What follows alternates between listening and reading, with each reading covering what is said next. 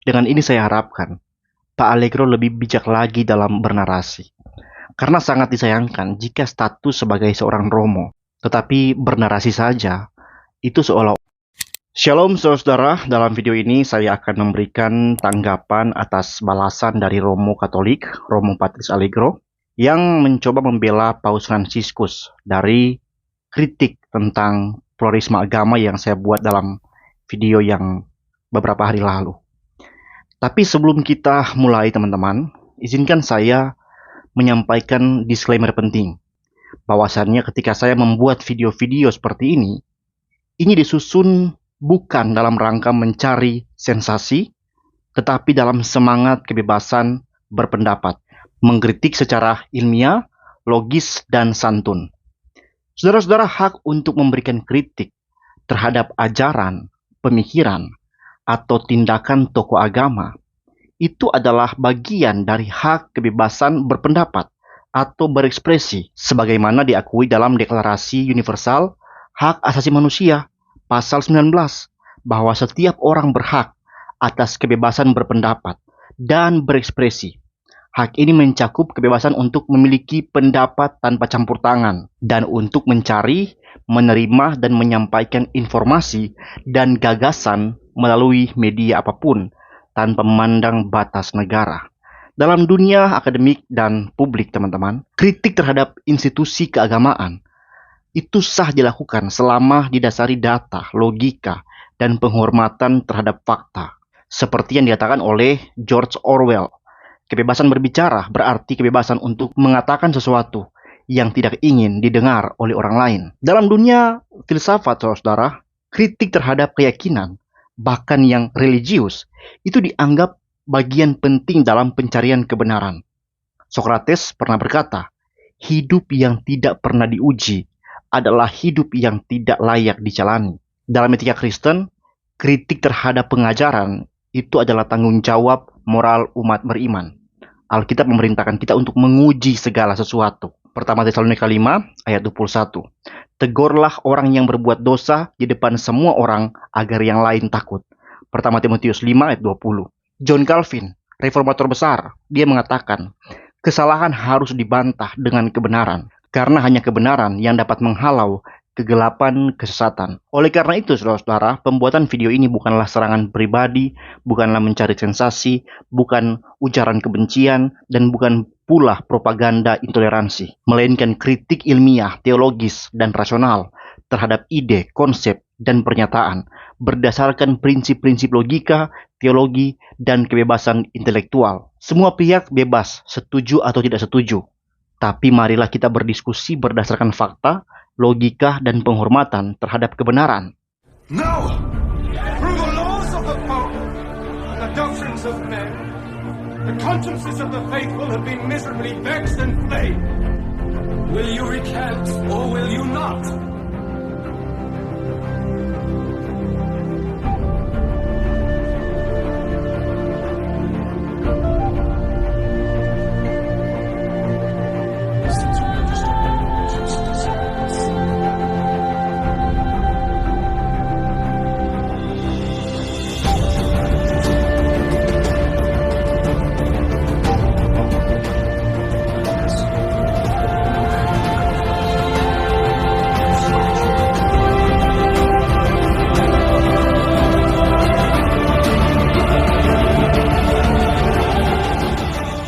Nah, dengan prinsip-prinsip kebebasan berpikir dan cinta kebenaran tersebut, mari kita analisa satu persatu apa yang disampaikan oleh Patrice Allegro. Saya tidak akan menampilkan videonya di sini, tetapi kalian bisa pergi ke channelnya untuk menonton argumennya. Perhatikan dan kalau bisa tulis poin-poinnya. Kemudian kembali ke sini dan dengarkan tanggapan saya. Yang pertama, Allegro menuduh saya menyederhanakan dan mengabaikan nuansa ajaran Katolik. Tapi mari kita lihat faktanya. Dominus Iesus tahun 2000, dokumen resmi Vatikan, itu memang mengakui eksklusivitas Kristus sebagai satu-satunya jalan keselamatan. Tetapi, di sisi lain, Nostra Aetate, Konsili Vatikan II, tahun 65, membuka jalan pada pengakuan bahwa dalam agama-agama lain terdapat kebenaran. Ketika masuk ke Lumen Gentium 16, itu menyatakan bahwa orang yang tanpa kesalahan sendiri tidak mengenal Injil bisa juga diselamatkan. Masalahnya, Pak, Patris Allegro gagal mengakui ketegangan internal dalam dokumen-dokumen ini. Kalau hanya Kristus jalan keselamatan, tetapi orang yang tidak mengenal Kristus tetap diselamatkan di agamanya, bukankah itu secara praktis membuka pintu pada pluralisme soteriologis terselubung?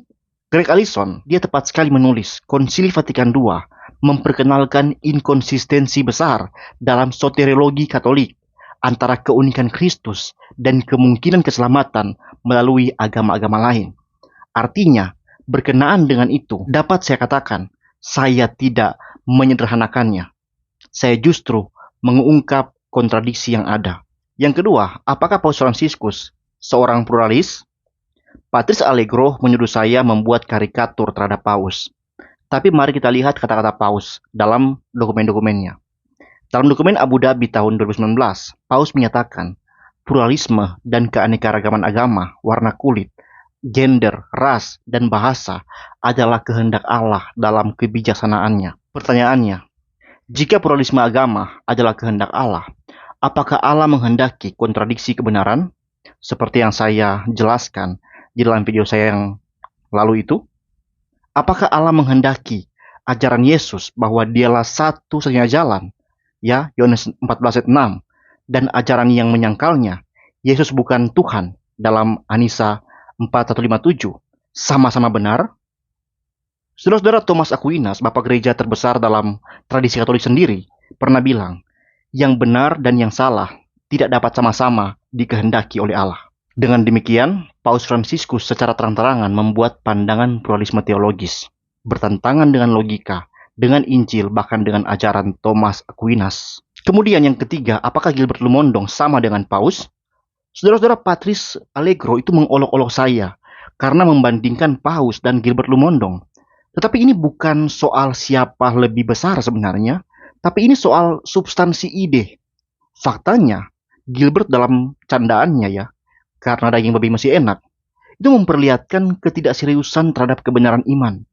Paus Fransiskus dalam dokumen resmi itu menyatakan pluralisme agama sebagai kehendak Allah. Masalahnya bukan di orangnya ini, tapi di idenya. Keduanya, baik Gilbert maupun Paus, pada hakikatnya merelatifkan kebenaran dalam agama, walaupun dalam ekspresi dan kedalaman yang berbeda. Kemudian yang keempat, law of non-contradiction. Patris Allegro tidak membantah hukum kontradiksi yang saya tunjukkan di video yang lalu. Aristoteles dengan tegas menyatakan sesuatu tidak mungkin ada dan tidak ada pada waktu yang sama dan dalam pengertian yang sama, bahwa Yesus adalah satu-satunya jalan, itu Kristen. Yesus bukan jalan, itu Islam. Tidak ada jalan, itu Buddha. Saudara, tiga pernyataan ini tidak mungkin benar bersama kan? Kalau pluralisme agama menerima ketiganya sebagai sama-sama sahih, berarti melanggar hukum logika paling dasar dan itu adalah kebodohan. Lalu yang kelima, apakah Gereja Katolik konsisten? Patris Allegro berdalih bahwa Gereja Katolik itu menolak relativisme. Tapi fakta sejarah menunjukkan bahwa Konsili Vatikan II membuka pintu besar kepada inklusivisme yang dengan sendirinya mengarah ke pluralisme agama, ke pluralisme praktis lebih tepatnya. Bahkan Paus Benediktus yang ke-16 yang sebelum menjadi Paus, dia memperingatkan bahaya terbesar bagi iman kita saat ini adalah relativisme yang tampak sebagai satu-satunya sikap yang bisa diterima dalam zaman modern. Ironisnya, Paus Fransiskus justru membawa relativisme itu lebih jauh dalam praktik dan pernyataan publik. Itu bagaimana itu? Saudara-saudara, Yesus mengatakan dalam Alkitab bahwa tidak ada seorang pun datang kepada Bapa kalau tidak melalui aku. Petrus dalam Kisah 4 ayat 12 mengatakan, dan keselamatan tidak ada di dalam siapapun juga selain di dalam Dia. Tetapi dokumen Vatikan mengatakan apa? Bahwa orang bisa selamat kalau nggak mengenal Kristus. Itu lucu sekali. Lucu sekali itu, saudara-saudara. Martin Luther pernah bilang, Kristus adalah satu-satunya pintu keselamatan. Jika engkau tidak percaya padanya, kau tetap dalam dosa dan kematian. John Calvin, Kristus saja tanpa tambahan lain adalah keselamatan. Barang siapa mencari keselamatan dalam ajaran lain, menghujat Kristus. Saudara-saudara, dari sini kita mengetahui bahwa tanggapan Patris Allegro bukan membantah argumen saya. tetapi malah memperlihatkan pengabaian fakta logis, dokumen resmi, kutipan Bapak Gereja, dan Alkitab sendiri. Jelas-jelas apa yang Paus lakukan memang selaras dengan pluralisme praktis, walau dibungkus dengan istilah inklusivisme. Dan pluralisme ini tetap bertentangan dengan Injil Kristus yang sejati. Saya mengajak Anda semua, saudara-saudara, bukan untuk membenci Katolik, tetapi untuk mengasihi kebenaran. Seperti kata Yesus sendiri, kamu akan mengetahui kebenaran, dan kebenaran itu akan memerdekakan kamu. Yohanes 8 ayat 32. Kemudian, saya tambahkan di sini beberapa penemuan saya terhadap beberapa falasi atau kegagalan berpikir yang dimunculkan oleh Patrice Allegro di dalam narasinya di videonya. Yang pertama, Strawman falasi. Dia mengatakan, saya menyamakan Paus Fransiskus dengan pendeta Gilbert Lumondong. Padahal saya tidak pernah mengatakan Paus sama dengan Gilbert. Ya, dalam hal status atau otoritas, tidak pernah. Saya hanya menunjuk pada ide pluralisme yang sama dalam ekspresi yang berbeda.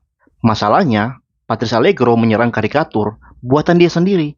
Bukan argumen saya yang sebenarnya yang dia bantah. Saya tidak pernah menyamakan Paus dengan Gilbert. Itu falasi yang dia lakukan sebenarnya, ya. Kemudian, falasi yang kedua daripada Allegro adalah ad hominem falasi, menyerang pribadi bukan argumen. Karena alih-alih fokus membantah argumen saya, justru menyerang karakter atau niat pribadi saya sebagai lawan dia. Dia mengatakan Patrice Smith hanya cari sensasi, Patrice Smith menyerang gereja untuk popularitas, Patrice Smith bertarung dengan bayangan. Saudara-saudara, apakah argumen saya benar atau salah itu nggak bergantung pada karakter saya, melainkan pada isi logikanya. Jadi ini murni ad hominem dari Allegro. Kemudian, appeal to authority fallacy. Patrice Allegro menganggap sebuah argumen benar hanya karena dikatakan oleh pihak yang berwenang, tanpa memverifikasi isi argumennya. Dia bilang gereja Katolik sudah ratusan tahun membahas ini, jadi tidak mungkin salah. What? Lalu Paus adalah pemimpin 1,3 miliar umat Katolik. Tentu dia benar. What? Padahal kita tahu bersama, sejarah yang panjang atau jumlah pengikut itu bukan bukti bahwa sesuatu pasti benar, bukan. Kebenaran diukur dari kesesuaian dengan fakta dan logika, bukan dari besarnya institusi. Karena kalau pakai logika semacam itu, maka bisa jadi Hindu pasti benar, karena agama Hindu sudah berdiri lebih lama sebelum kekristenan, ya kan? Kemudian yang berikutnya, false equivalence fallacy, membandingkan hal yang tidak setara, ya. Dia membandingkan dua hal yang tampak mirip, padahal tidak sebanding. Di mana dia membandingkan kritik terhadap Paus dengan kritik terhadap seorang pendeta YouTube yang biasa. Seolah-olah bobotnya harus diperlakukan sangat berbeda. Masalahnya, saya tidak pernah menyerang otoritas atau status pribadi seseorang. Saya membandingkan idenya, yaitu pluralisme. Kalau ide mereka sama salahnya, maka status sosial itu tidak membedakan kebenaran atau kesalahan mereka. Ya, kiranya ini dapat dipahami dengan jelas oleh Patrice Allegro dan para pendengarnya. Ada juga red herring, ya, mengalihkan perhatian, membawa topik yang tidak relevan untuk mengalihkan perhatian dari inti masalah. Allegro banyak berbicara soal reformasi, mengatakan Paus adalah antikristus, padahal inti pembahasan saya adalah pluralisme, bukan siapa Paus. Ini adalah bukti pengalihan perhatian dari substansi narasi, yaitu pluralisme agama ke topik emosional, reformasi versus Katolik. Ya, semoga ini memperjelas kekeliruan logis yang selama ini terjadi pada Patrice Allegro. Selanjutnya, begging the question fallacy, ya, berputar-putar di asumsi yang belum terbukti, di mana mengasumsikan kebenaran suatu klaim di dalam premis yang seharusnya dibuktikan. Jadi begini, logikanya begini. Karena Paus tidak mungkin salah menurut magisterium gereja, maka kritik terhadap Paus pasti salah. Saudara-saudara, dia mengasumsikan di awal bahwa Paus pasti benar, tanpa membuktikan bahwa pernyataan Paus kali ini memang tidak bertentangan dengan Injil atau logika. Ini argumen melingkar, saudara, ya. Lalu yang terakhir, to quo fallacy, membalas serangan tanpa menjawab, menolak argumen dengan mengatakan kamu juga salah, alih-alih membuktikan argumen itu salah, ya. Beberapa kali dia mengatakan Protestan juga punya banyak inkonsistensi, reformasi juga menyerang Paus. Begini ya, saudara, sekalipun Protestan punya kesalahan, itu tidak membuktikan bahwa Paus bebas dari pluralisme yang saya kritik. Membalas tuduhan bukanlah jawaban logis terhadap tuduhan itu. Saudara-saudara, kalian lihat, Allegro melakukan paling tidak 7 jenis falasi besar dalam narasinya. strawman, ad hominem, appeal to authority, false equivalence, ya, red herring, begging the question, tu quo que. Dengan ini saya harapkan Pak Allegro lebih bijak lagi dalam bernarasi. Karena sangat disayangkan jika status sebagai seorang Romo, tetapi bernarasi saja, itu seolah-olah narasi yang lebih menyerupai impresi emosional daripada penyelidikan rasional. Saya mengasihi Pak Allegro dan saudara-saudara Katolik, saya sangat menghormati kalian dan saya mengucapkan turut berduka cita atas wafatnya Paus Fransiskus yang baik itu. Semoga kita semua tidak berhenti, tetapi sebaliknya terus belajar mencari kebenaran yang sejati di dalam Kristus Yesus saja. Oke? Shalom, Tuhan memberkati.